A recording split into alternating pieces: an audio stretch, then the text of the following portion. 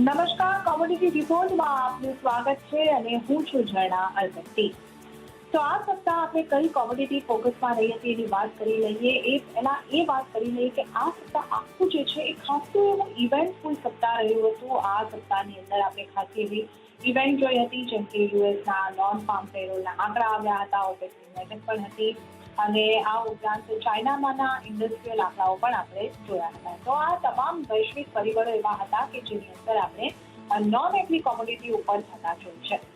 હવે આગળ આ ફેક્ટર આ બધી કોમોડિટીઝને કઈ રીતે ઇફેક્ટ કરશે અને આગળ આની અંદર આપણે કેવા મૂવ જોશું, કેવી રણનીતિ આપણે અપનાવવી પડશે, આ તમામ અંગે આજે આપણે નિષ્ણાતો સાથે ચર્ચા કરવાના છે. અને આપણી સાથે આ ચર્ચામાં જોડાયા છે એમિરેટ્સ એનવીડી બેંકના ધર્મેશ ભાટિયા અને મોતીલાલ ઓસવાલ કોમોડિટીના જીગર ધરમશી. આ બંનેનું સ્વાગત છે સીએનબીસી બજારની અંદર. ધનશ્રી, આપની પાસે સૌથી પહેલા આવવા માંગ્યું. Good morning. અને સૌથી પહેલા જો આપણે ક્રૂડ ઉપર વાત કરવાની શરૂઆત કરીએ તો આ સપ્તાહ દરમિયાન ક્રૂડના કારોબારની આપણે વાત કરવાથી શરૂઆત કરીએ તો આપણે આ સપ્તાહના દરમિયાન ઓક્ટોબર 2018 જેટલા ક્રૂડની અંદર હાઈ પણ બનતા જોયા હતા. તો એક વખતે આપણે ઉપલા સ્તરેથી દબાણ આવતું પણ જોયું હતું, પરંતુ ફરી પાછી આપણને ક્રૂડની અંદર રિકવરી આવતી જોવા મળી હતી. તો ઓવરઓલ બ્રેન્ટ જે છે તે $75 લેવલ જાળવવામાં સપ્તાહ દરમિયાન સફળ થયું છે. ધર્મેશજી, બ્રેન્ટ ઉપર ક્રૂડે $75 જે લેવલ છે તેને જાળવી રાખ્યા છે. તો શું આ સતત 6 સપ્તાહથી જે ઇન્વેન્ટરીની અંદર યુએસ ઇન્વેન્ટરીની અંદર ઘટાડો આવી રહ્યો છે એને કારણે આ માહોલ બની રહ્યો છે? આગળ આપ ક્રૂડની અંદર કેવા મૂવ જુઓ છો અને ક્રૂડ માટે આપ કેવી રણનીતિ અપનાવવાની સલાહ આપશો? મોર્નિંગ. જો મારા હિસાબે તમે જોશો તો કાચા તેલમાં હું કન્ટિન્યુઅસ લાસ્ટ 3 થી 4 મહિનાથી કન્ટિન્યુઅસ શો પર એ જ કહું છું કે આમાં તેજી છે ને આ તેજી કન્ટિન્યુ રહેશે ને હું એક્સપેક્ટ કરું છું કે આ જે તેલ છે તેલનું ભાવ ઓલમોસ્ટ $80 લેવલ તમારે વધારી જશે. બે કારણ છે. સૌથી મેજર કારણ છે સપ્લાયનું. તમે જોશો કે ઓપેક ને નોન ઓપેક બંને કન્ટ્રી પોતાનું સપ્લાયને કન્સ્ટ્રેન કરીને એને રોકીને રાખે છે. ને બીજું મેઇન કારણ છે કે વેક્સિન રોલઆઉટ. જે રીતે vaccine rollout around the world થાય છે ને હવે જે સિંગાપુરે નવી પોલિસી પણ લાવી કે હવે એ લોકો ઓપન કરી નાખશે ઇકોનોમીને ને જે કોરોના છે એને એક્સેપ્ટ કરશે જે છે ને પછી એનું ઇલાજ કરશે. તો આવી રીતે મારા હિસાબથી બધા કન્ટ્રીઝ એકબીજાને સપોર્ટ કરીને ઓપન કરી નાખશે કન્ટ્રી, તો તેલનું જે કન્ઝમ્પશન છે એ બહુ વધી જશે. તો એ કારણ તમે જોશો કે એન્ટિસિપેશનમાં પ્રાઇસ કન્ટિન્યુઅસ ફોર્મ દેખાય છે અને આગળના 6 મહિના બધા કોન્ટેન્ટમાં છે. તો ફંડામેન્ટલી બહુ સપોર્ટિવ છે માર્કેટ. ડોમેસ્ટિક માર્કેટમાં તેલના કારણે પણ રૂપિયો વીક થઈ જશે, નબળો થઈ જશે. તો હું એક્સપેક્ટ કરું છું કે ડબલ ઇમ્પેક્ટ થવું જોઈએ રૂપિયાની કારણે. ને પ્રાઇસ તમારે અહીંયાથી એટલીસ્ટ 6000 લેવલ તમારે પોઝિશનલી તમે એક્સપેક્ટ કરો કે 1 થી 1.5 મહિનાની અંદર તમારે બગાડી દેશે. તો ફંડામેન્ટલી બહુ તેજી છું. $80 લેવલ્સ છે. ટેકનિકલી પણ મને માર્કેટ છે કે મોમેન્ટમમાં તમે અહીંયા $1-2 એટલે $100-150 તેજી તમે એન્ટિસિપેટ કરી શકો છો. તો હું નિવેશકોને કહું છું કે આ કાઉન્ટરમાં ઘટાડે તમે બાય કરો ને અપસાઇડ અરાઉન્ડ $80 લેવલ્સ તમે પોઝિશનલી તમે રાખી શકો છો.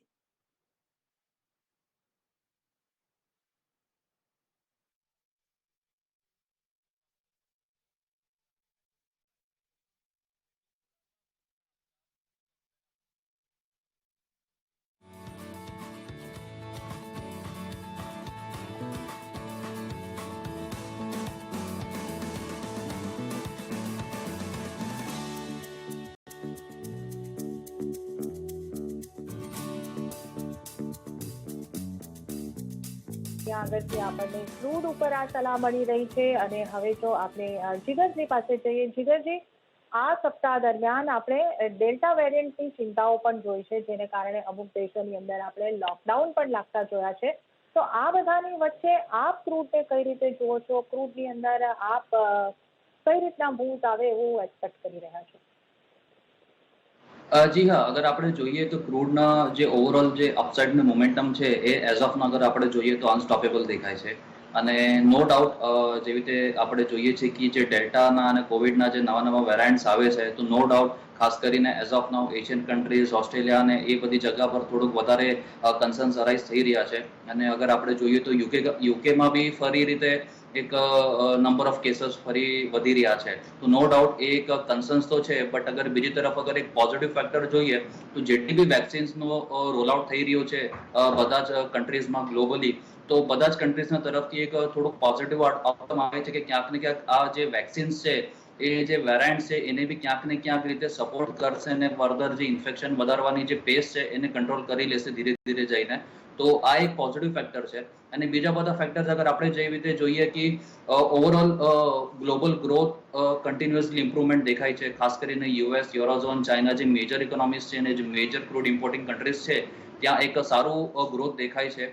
અને બીજી તરફ અગર આપણે જોઈએ તો very recently overall major data જે છે ખૂબ જ પોઝિટિવ હતા. ઇન્વેન્ટરીઝ લેવલ જોઈએ અગર ક્રૂડની આપણે તો લાસ્ટ 6 વીકના જે ઇન્વેન્ટરીઝના ડેટા છે ક્રૂડના એ કન્સિસ્ટન્ટલી ડ્રોડાઉન આવ્યું હતું. તો આ બી એક મેજર ફેક્ટર છે અને ક્રૂડના પ્રાઇઝેસને ફર્ધર સપોર્ટ બતાવી રહ્યો છે. બીજી તરફ અગર આપણે જોઈએ તો સમર ડ્રાઇવિંગ સિઝન હમણાં જે ચાલી રહી છે યુએસ અને યુરોપમાં, એના લીધે બી ક્રૂડના પ્રાઇસેસને ખૂબ જ મેજર સપોર્ટ મળી રહ્યું છે. અને વેરી રિસન્ટલી જે ઓપેક પ્લસની મીટ છે એ બી ફર્ધર એક્શન ક્રૂડના પ્રાઇસેસને ડિરેક્શન આપશે. તો ઓવરઓલ મેજર જે ફેક્ટર્સ છે સપોર્ટિવના વધારે છે કે ના કે એક પ્રાઇઝેસને યુટર્ન માટે કંઈક ઇન્ડિકેટર્સ છે as of now. No doubt delta variant જે હમણાં વધી રહ્યો છે એ કન્સર્ન રહેશે, બટ બીજા ફેક્ટર્સ જે મેજર સપોર્ટિવ ફેક્ટર્સ વધારે છે ક્રૂડ માટે. તો મને લાગે છે કે short term to medium term ક્રૂડની જે કરંટ રેલી છે એ હજુ બી કન્ટિન્યુ રહી શકે છે. નો ડાઉટ થોડું ઘણું પ્રોફિટ બુકિંગ આવશે બીકોઝ આપણે કન્સિસ્ટન્ટ રેલી જોઈ છે ક્રૂડમાં, તો થોડું ઘણું પ્રોફિટ બુકિંગ જરૂર આવશે. બટ જે કરંટ લેવલથી પ્રોફિટ બુકિંગ આવશે એ ડિપ્સ પર બાય કરવાની સલાહ રહેશે. તો મને લાગે છે કે ઓવરઓલ મોમેન્ટમ હજી બી પોઝિટિવ રહેશે. MCX ના લેવલ્સ પર અગર હું short term to medium term પર્સપેક્ટિવથી કહું તો નેક્સ્ટ વીક માટે અગર એનીવેર અરાઉન્ડ 55-50 ના લેવલ્સ મળે આપણને નીચેના લેવલ્સ, તો ત્યાં ખરીદારી કરવાની સલાહ રહેશે. 54-50 એઝ અ સ્ટોપ લોસ મૂકવું જોઈએ અને 57-50 થી 5800 સુધીના બી લેવલ્સ આપણે આવતા 1 થી 2 અઠવાડિયામાં જોઈ શકીએ છીએ ક્રૂડ માટે.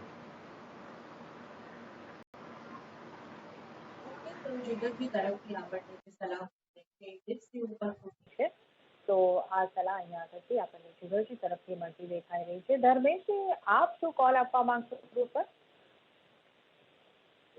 મારા હિસાબથી કાચા તેલની વાત કરું તો કાચા તેલમાં જે શોર્ટ ટર્મ ટાર્ગેટ છે મારા હિસાબથી અરાઉન્ડ 100 થી 150 રૂપિયાનું ઇન્ટ્રાડે થી પોઝિશનરી મહિના સુધીનું ટાર્ગેટ છે. બટ લોંગ ટર્મ માટે મને $80 નું ટાર્ગેટ છે અને હું એક્સપેક્ટ કરું છું કે 6000 ના લેવલ તમારે કાચા તેલમાં જોઈ શકશો. ઓકે, તો ધર્મેશજી તરફથી જે સલાહ બની રહી છે અહીંયા આગળ કે 6000ના લેવલ પણ અહીંયાથી આપણને આવતા દેખાઈ શકે છે. તો એને માટે અહીંયા આગળથી આપણે ક્રૂડની અંદર બંને નિષ્ણાતો તરફથી આપણને સલાહ મળી રહી છે કે આપણે ક્રૂડને બાય કરીને અહીંયાથી ચાલી શકીએ. તો આપણી આ રસપ્રદ ચર્ચાને આપણે આગળ વધારીશું, પરંતુ હાલ આ ખાસ રજૂઆતમાં સમય થઈ રહ્યો છે એક નાનકડા વિરામનો. તો અહીંયા લઈશું એક નાનકડો વિરામ અને ત્યારબાદ આપણે અન્ય કોમ્પિટિટિવ ચર્ચા સાથે આગળ.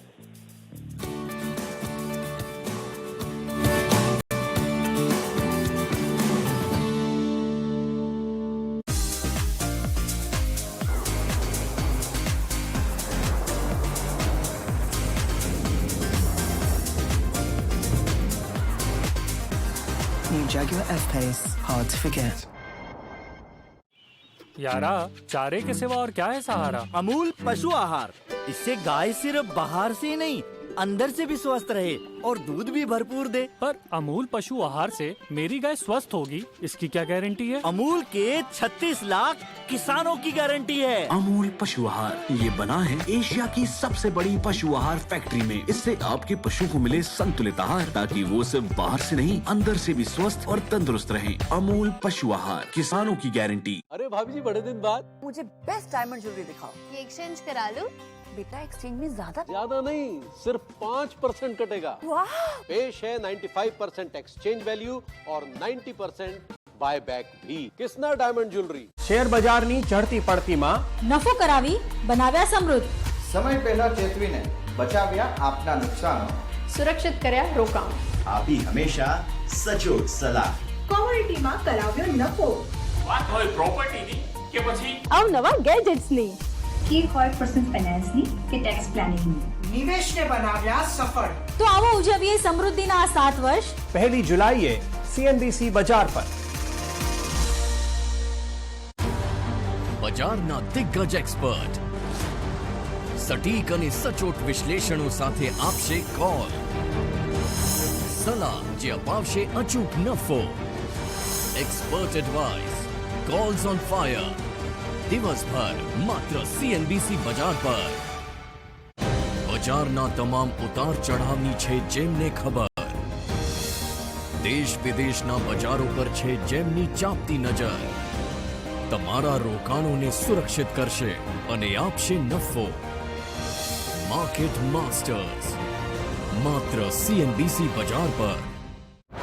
શેર બજારના મહારથી આપશે પ્રત્યેક કંપનીની સંપૂર્ણ માહિતી, વિશ્લેષણો કરી આપશે સચોટ સલાહ અને આપશે આપના પોર્ટફોલિયોને સમૃદ્ધ કરવાના ફંડા. ફેન્ટાસ્ટિક ફંડા દિવસભર માત્ર સીએનબીસી બજાર પર. શેર સંબંધિત પ્રશ્નો પૂછો સીએનબીસી બજારના ઓફિશિયલ ફેસબુક પેજ પર કે કોલ કરો ટોલ ફ્રી નંબર 180041907009 પર કે વોટ્સએપ કરો 7506660000 પર અથવા એસએમએસ કરો BH સ્પેસ સ્ટોકનું નામ સ્પેસ તમારો પ્રશ્ન અને સેન્ડ કરો 51818 પર અને તમારા પ્રશ્નોના મેળવો ઉત્તર બજાર હેલ્પલાઇન પર.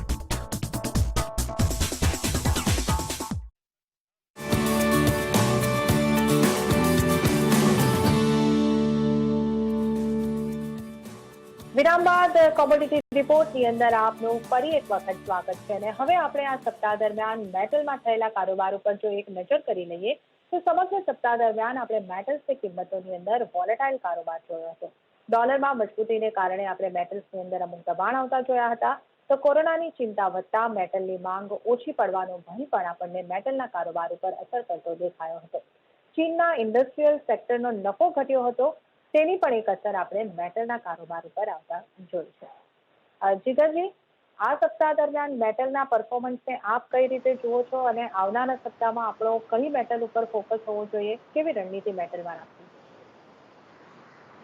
જે અગર મેટલ્સની વાત કરીએ તો આપણે જોઈએ કે લાસ્ટ 2 થી 3 અઠવાડિયામાં એક ખૂબ જ વોલેટાઇલ મૂવ જોયો છે અને no doubt from its peak અગર આપણે જોઈએ તો મેજોરિટી ઓફ ધ મેટલ્સમાં આપણે એક હાયર લેવલથી સારું પ્રોફિટેબલ બુકિંગ જોયું હતું અને જેનું એક મેજર રીઝન હતું કે ચાઇનાએ કન્સર્ન્સ અરાઇઝ કરાયા હતા કે જે હાયર કોમોડિટી પ્રાઇસીસ છે અને ચાઇના એક મેજર કન્ઝ્યુમર છે તો એના લીધે કન્સર્ન્સ અરાઇઝ થયા હતા અને એના લીધે આપણે પ્રાઇસીસમાં એક કરેક્શન જોયું હતું. અને વેરી રિસેન્ટલી આપણે જોયું હતું કે ચાઇનાએ પોતાના સ્ટ્રેટેજિક રિઝર્વ્સમાંથી ઇન્ટરનલી સપ્લાય વધારવાની વાતો કરી હતી કે જેવી રીતે કે કોપર, ઝિંક અને એલ્યુમિનિયમમાં ખાસ કરીને સ્ટ્રેટેજિક રિઝર્વ્સમાંથી સપ્લાય રિલીઝ કરી હતી. તો એ બી ક્યાંક ને ક્યાંક પ્રાઇસીસને થોડું પ્રેશરાઇઝ મૂવ આપણે જોયું છે એના લીધે. પણ આગળ જતાં મને લાગે છે કે આ જે ઓવરઓલ મોમેન્ટમ છે જે બેઝ મેટલ્સનું હજી બી થોડી વોલેટિલિટી રહેશે, પણ ઓવરઓલ બેઝ કોમ્પ્લેક્સમાં અગર આપણે વાત કરીએ તો મને લાગે છે ખાસ કરીને નિકલ અને એલ્યુમિનિયમ પર ખૂબ જ વધારે ફોકસ કરવો જોઈએ અને આગળ જતાં શોર્ટ ટર્મ ટુ મિડમ ટર્મમાં બંને જ મેટલ્સ મને લાગે છે કે એક સારી મોમેન્ટમ અપસાઇડમાં આપી શકે છે. એલ્યુમિનિયમની અગર ખાસ કરીને વાત કરીએ તો લાસ્ટ ઘણા ટાઈમથી આપણે જોઈએ છે કે ચાઇના ત્યાં છે જે એન્વાયરમેન્ટલ કન્સર્ન્સના લીધે ઓવરઓલ જે પ્રોડક્શન સ્મેલ્ટિંગ અને એ બધું ખૂબ જ ઓછું થયું છે, તો સપ્લાય કન્સર્ન્સ છે તો એ પ્રાઇસીસને ક્યાંક ને ક્યાંક સપોર્ટ કરી રહ્યા છે. ઇન્વેન્ટરીઝ લોઅર લેવલ પર છે. ખાસ કરીને અગર નિકલની બી જોઈએ તો શાંઘાઈ અને LME બંને જગ્યા પર ઇન્વેન્ટરીઝ લોઅર લેવલ પે છે જેના લીધે પ્રાઇસીસને સપોર્ટ મળી રહ્યો છે. તો મને લાગે છે કે નિકલ અને એલ્યુમિનિયમ આ બે કોમોડિટીઝ પર આગળ જતા ફોકસ રાખવું જોઈએ. તો MCXના લેવલ પોઈન્ટ ઓફ વ્યૂથી અગર વાત કરીશ તો નિકલમાં એનીવેર અરાઉન્ડ શોર્ટ ટર્મ માટે 1325ના લેવલ્સ અગર આપણને મળે કે કરંટ લેવલથી થોડું કરેક્શન આવે ત્યાં સુધી, તો ત્યાં ખરીદારી કરવાની સલાહ રહેશે અને સ્ટોપ લોસ મૂકવું જોઈએ 1280ના લેવલ્સ પર. મને લાગે છે કે આગળ જતા નિકલમાં તકરીબન 14 થી 1425 સુધીના લેવલ્સ આપણે આવતા જોઈ શકીએ છીએ. સેમ બેઝ એલ્યુમિનિયમની વાત કરીએ તો એલ્યુમિનિયમમાં બી થોડું કરેક્શન પર બાઇંગ કરવું જોઈએ. 196 એક બેટર લેવલ રહેશે જ્યાં આપણે એન્ટ્રી કરી શકીએ છીએ બાય માટે. 190 to 50 નો એક સ્ટોપ લોસ રાખવાનું રહેશે અને 205 થી 207 સુધીના આપણે આવતા 1 થી 2 અઠવાડિયામાં ટાર્ગેટ્સ આવતા જોઈ શકીએ છીએ બંને મેટલ્સમાં. ઓકે, તો અહીંયા આગળથી આપણને જે સલાહ મળી રહી છે જીગરજી તરફથી એ છે નિકલ અને એલ્યુમિનિયમની અંદર આપણે આવતા સપ્તાહની અંદર ખરીદી કરીને ચાલી શકીએ છીએ એ મુજબના કોલ આપણે અહીંથી લઈ શકીએ છીએ. ધર્મેશજી, હવે હું આપની પાસે આવવા માંગીશ. મેટલના કારોબારને આપ કઈ રીતે જોઈ રહ્યા છો? આ સપ્તાહમાં કયા ફંડામેન્ટલની ખાસ અસર એના ઉપર જોવા મળી અને હવે આપણે કયા ફંડામેન્ટલ ઉપર ખાસ નજર રાખવાની રહેશે? કઈ મેટલ ઉપર આપનો શું મત બની રહ્યો છે? જો બેઝ મેટલની વાત કરીએ તો આ અઠવાડિયે ઓલમોસ્ટ બેઝ મેટલ બહુ ગ્રીનમાં હતું, પોઝિટિવ હતું માર્કેટ. બટ તમે અગર લાસ્ટ 1 મહિનાનો ડેટા જોશો તો જે પ્રમાણે ચાઇનાએ પોતાનું માર્જિન વધાર્યું છે ટ્રેડિંગ કરવા માટે, કમોડિટીના બેઝ મેટલના પ્રાઇસને કર્વ કરવા માટે, એટલે જે તેજી હતી ઓલમોસ્ટ 10 વર્ષના તેજી પર આવી ગયું હતું, 2007-2008ના લેવલ પર આવી ગયું હતું. તો એને હોલ્ટ લેવા માટે એ લોકોએ માર્જિન વધારવાનું ચાલુ કરી નાખ્યું. હવે તમે જોશો તો જે સૌથી મોટું જે બેઝ મેટલનું જે કિંગ છે એ કોપર છે. કોપર જોશો તો ઓલમોસ્ટ 750 થી લઈને ઓલમોસ્ટ 700 ના લેવલ ફરીથી આવીને બતાડી ચૂક્યો છે. હમણાં આ જે માર્કેટ છે આ પુલબેક રેલી છે. આ પુલબેક રેલી શોર્ટ ટર્મ માટે કન્ટિન્યુ રહેશે. રૂપિયો નબળો છે એના વચ્ચે માર્કેટમાં સપોર્ટ મળશે ને એ એન્ટિસિપેશન રહેશે કે અક્રોસ ધ ગ્લોબ ડિમાન્ડ વધવાની છે. બટ માર્કેટમાં ઓલરેડી પ્રાઇસ ડિસ્કાઉન્ટેડ થઈ ગયું છે. તો હું રેકમેન્ડ કરીશ કે સ્પેક્યુલેટર્સ આમાં એન્ટર કરી શકીએ છીએ, ના કે લોંગ ટર્મ ફંડામેન્ટલ્સ આમાં એન્ટર કરશે, કેમ કે માર્કેટ ઓલરેડી 10 વર્ષના હાઈપર ચાલે છે. અપસાઇડ બહુ લિમિટેડ છે, બટ અગર અહીંયાથી કરેક્શન સ્ટાર્ટ થયું માર્કેટમાં, ઇક્વિટી મેલ્ટડાઉન થયું ને કાંઈ ને કાંઈ માર્કેટમાં સિનારો ચેન્જ થયું, તો આમાં જે યુટર્ન જોવા મળશે એ અહીંયાથી એટલીસ્ટ 15 થી 20% નો ફોલ આવી શકશે. તો હું રેકમેન્ડ કરીશ કે તમે શોર્ટ ટર્મ માટે ડેફિનેટલી આમાં બાઇંગ રાખજો. સ્પેશિયલી કોપરનું અગર તમે કાઉન્ટર જોશો તો કોપર અરાઉન્ડ 710 720 ના લેવલ પર માર્કેટ ફરે છે, પણ 700 નો લેવલ બ્રેક નથી કરતું. તો એ એક સાયકોલોજીકલ લેવલ તમે હોલ્ડ કરીને ચાલી શકો છો. અપસાઇડ 740 750 ફરીથી આવી શકશે. તમે નિકલ કાઉન્ટર પણ જોઈ શકશો, 1400 1450 ના લેવલ્સ તમે એન્ટિસિપેટ કરી શકો છો કે માર્કેટ આ લેવલ પર આવી શકશે. એલ્યુમિનિયમ કાઉન્ટર તમે જોશો કન્ટિન્યુઅસલી 190 થી લઈને 200 ના લેવલ પર ફરે છે. આ એક હાઈએસ્ટ લેવલ છે માર્કેટનું. અગર તમે 1-2 વર્ષ પહેલાનો ડેટા જોશો તો એ 100 રૂપિયામાં ચાલતું હતું. તો એનું જે લાઈફ ટાઈમ લો છે 99-80 છે, ત્યાંથી માર્કેટે યુટર્ન આપીને ઓલમોસ્ટ 200 આપી જોઈએ. તો એમાં જે ટર્ન અરાઉન્ડ છે ઓલમોસ્ટ 100% નું ટર્ન અરાઉન્ડ થઈ ગયું છે પ્રાઇસમાં. તો અહીંયાથી કેટલું અપસાઇડ છે એમાં લિમિટેશન છે, કેમ કે ઓવરઓલ જે માર્કેટમાં સપ્લાય કન્સ્ટન્ટ છે, માઇનો બંધ છે, એ કારણે માર્કેટમાં એક આર્ટિફિશિયલી એક પ્રાઇસ અપસાઇડ મૂવ જોવા મળ્યું છે.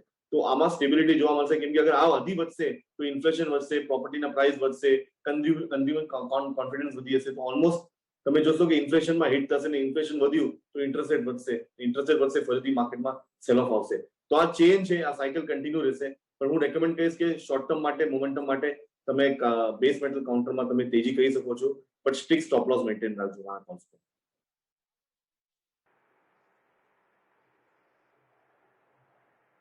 ઓકે, તો અહીંયા આગળથી આપણને બેઝ મેટલ કાઉન્ટર્સની અંદર તેજી કરવાની સલાહ મળી રહી છે. ધર્મેશજી, આપણે કોપરની અંદર જણાવ્યું છે કે અહીંયા આગળથી બાય કરવાની ઓપોર્ચ્યુનિટી બની રહી છે, અને અન્ય મેટલ્સની પણ ચર્ચા કરી છે. કઈ મેટલ ઉપર આપણે કયા લેવલ્સને ધ્યાનમાં રાખવાના રહેશે? ફર્સ્ટ આપણે એલ્યુમિનિયમનું ધ્યાન રાખશું. એલ્યુમિનિયમનું ટાર્ગેટ મારું 201 202 ના છે. માર્કેટ કન્ટિન્યુઅસ આ રેન્જમાં ફરે છે, તો હું આમાં સ્ટ્રિક્ટ સ્ટોપ લોસ મેન્ટેન કરીને રેકમેન્ડ કરીશ કે 190 પર તમે બાય કરો.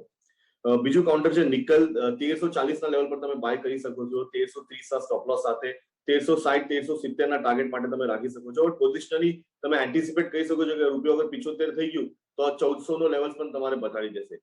બીજું કાઉન્ટર છે ઝિંક પર અગર 235 થી 240 ના લેવલ પર ચાલે છે, 237 ના લેવલ પર તમે બાય કરી શકો છો. અપસાઇડ 240 242 ના લેવલ્સ તમે એક્સપેક્ટ કરી શકો છો. 1 થી 2 ટ્રેડના ટ્રાન્ઝેક્શનમાં તમે જોઈ શકશો. બીજું છે લેડ, 177 થી લઈને 175 નો સપોર્ટ લેવલ છે, ત્યાં તમે બાઇંગ ઇનિશિયેટ કરી શકો છો. 180 to 182 ના ટાર્ગેટ માટે તમે આને હોલ્ડ કરી શકો છો. ને કોપર છે, કોપર અરાઉન્ડ 717 ના લેવલ પર તમે લઈને ચાલી શકો છો. 730 સુધીના પણ લેવલ તમે લોંગ ટર્મ માટે હોલ્ડ કરી શકો છો, પણ શોર્ટ ટર્મ માટે અરાઉન્ડ 723 ના લેવલ્સ છે, તમે ત્યાં પ્રોફિટ બુકિંગ કરી શકો છો. ઓકે, તો આ તમામ મેટલ્સ માટે આપણને જે લેવલ્સ જણાવવામાં આવ્યા છે એનો ખાસ ખ્યાલ રાખીને આપણે ચાલવાનું રહેશે. તો હવે આપણે બેઝ મેટલ્સથી આગળ વધીશું. પ્રેસિયસ મેટલના કારોબાર ઉપર જો એક નજર કરી લઈએ તો સોના સાથે આપણે જો શરૂઆત કરીએ તો સોનાના ગયા સપ્તાહના કારોબારની જો આપણે વાત કરી લઈએ તો ગયા સપ્તાહની શરૂઆતમાં આપણને થોડી રિકવરી બાદ સોનાની અંદર સતત દબાણ જ બનતું જોવા મળી રહ્યું છે.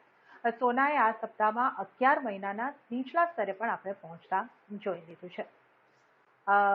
જીગરજી, સોનાને હવે તમે અહીંયા આગળથી કઈ રીતે જોઈ રહ્યા છો? કારણ કે આપણે ઓવરઓલ જોવા જઈએ તો જ્યારથી ફેડની મિટિંગની અંદર હોકી સ્ટોન હવે તો વ્યાજ દર વધારવાની વાત આવી હતી, ત્યારથી આપણે સોનાની અંદર લગભગ દબાણ જ બનતું જોઈ રહ્યા છે.